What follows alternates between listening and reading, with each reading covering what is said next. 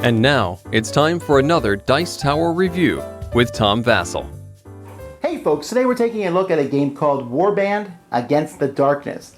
This is a game in which the theme is cooperative. Each person is a general who is part of an army that's going out and fighting bad guys. Although some of you look like the bad guys, giants and minotaurs, but whatever, it doesn't matter. So the theme is cooperative, but the game itself isn't, because you're competing to be the best general of all time. And so this is actually kind of a Euro type game with actions and technology. Let me show you.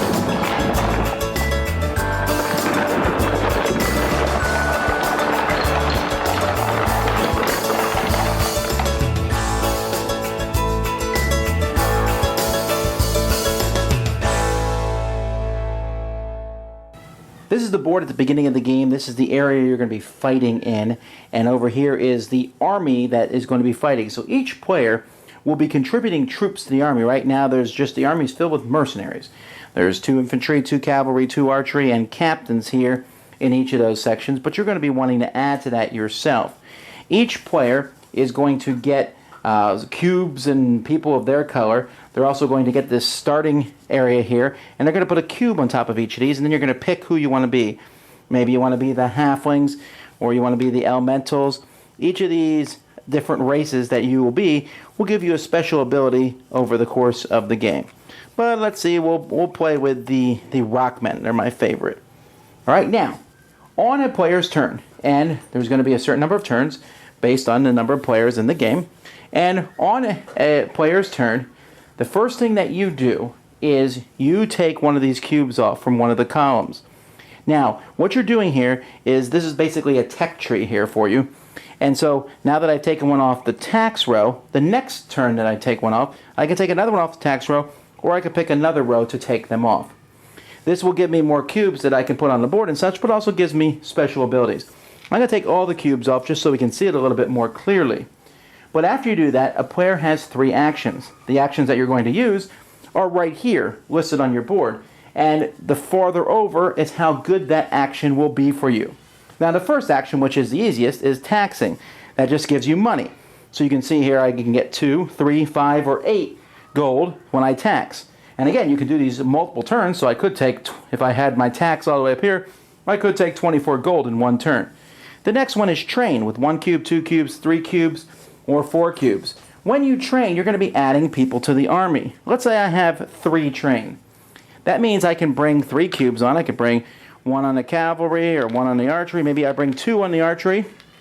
Whenever you have the most in a certain area, you will get to replace the captain there with one of your color. Now I happen to have the rockman, and my ability is that I win ties here, so I'm now the new captain, and the mercenary captain is removed. You can also, when you advance, you can take people and you can move them from one of these sections to the other. So you can take infantry and make them cavalry and archery and so on. You can also upgrade them to heavy cavalry, heavy archery, heavy infantry, although it costs a coin when you do that. Or you can upgrade them all the way up to honor guard, and that also would cost a coin to move them up there. So let's say it's on my turn and I'm the black player, and so I get 3. I could bring a cube on here, 1, 2, and 3, and put them all the way up there at the top. The next action is scouting. That's where you're going to send scouts out to the different areas. Players will start with a scout in the area, and the board here, basically I start with being able to send 1 scout out. That costs 5 coins, but eventually I can send 1 out for 3, 2 out for 7, 3 out for 12, 1 out for 2, 2 for 5, 3 for 9, 4 for 14. So I can drop, maybe I want to drop, I have it up to the 3rd one, so I pay 7, and I can drop 2 scouts out here. So that's the 3rd thing. The 4th thing you do is fighting, and that's what this whole game is about. When you fight, you're going to fight the bad guys. Now these are the 3 starting cards that are out here, and this shows what you need to beat the enemy force. You need 2 cavalry, 2 archers, and 2 infantry. So I look at the army. Hey, we're lucky. There's 2 infantry, 2 cavalry, and 2 archery. So I can fight these guys. However, if I want to fight, and I need these forces, I'm going to have to pay each captain a coin if I don't control them. So let's say the white player is going to do this. They would have to pay 2 coins to the bank, the mercenaries, and 1 coin to the yellow player to be able to use the forces that they need. After they do that, then the player is going to pick which one they're going to beat. So let's say I beat this one here. They're going to keep this card because this card's going to be worth victory points for them at the end of the game. They'll look here in the scouts. Now occasionally, sometimes it will show 1 or 2 cubes. If that happens, you need to send 1 or 2 cubes up here to Medica, where they will lose you 2 points at the end of the game unless you pay back 2 coins in your turn for each one to get them back. However, each scout that you have in the area that's next to it will prevent you from losing a guy to Medica, so that's helpful. After you do that, you will then, casualties will happen.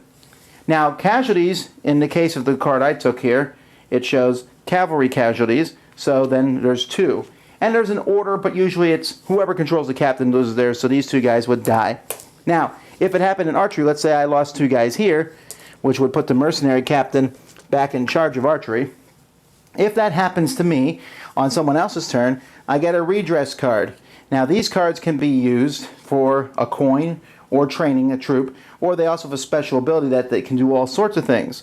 So these are good. The person who initiated the battle gets to draw 2 intel cards and keep 1. Now, these cards here are going to show one of the territories. So this one shows Laurendale, and at the end of the game, these cards will give you 1 point for each troop that you have in Laurendale. Although the most points you can get per area is 12 points, although I've never even seen anyone get 12 points yet. And that's the way the battle works. You know, there's actually like there's 10 different steps to the battle, which seems complicated, but it's pretty easy. You know, you check the strength, pay the wages, pay the captains that you can't use, beat the enemy, draw intel cards, send units to Medica, assign the casualties, draw redress cards for the people who lost casualties. Then there's salute war heroes. If there's any war heroes at all, whoever is the captain sends one of their color over here, which would cause there to be a new war captain, over here, and at the end of the game, every war hero you have is worth 2 points. Then the guys that you didn't take out are going to pillage and plunder, so they will each get a coin on them. So the next time someone fights, they might possibly want to fight one of these, and then you'll draw a new enemy card which goes in the region that wasn't being fought over. And that's it. So on a player's turn, they have these 3 different actions, or 4 different actions they can take. They can take 3 of them. They can do the same ones multiple times. At the end of it, everyone has gone. We go to the next round, the next round, the next round. In the last 2 rounds of the game, it costs more money to put scouts out on the board.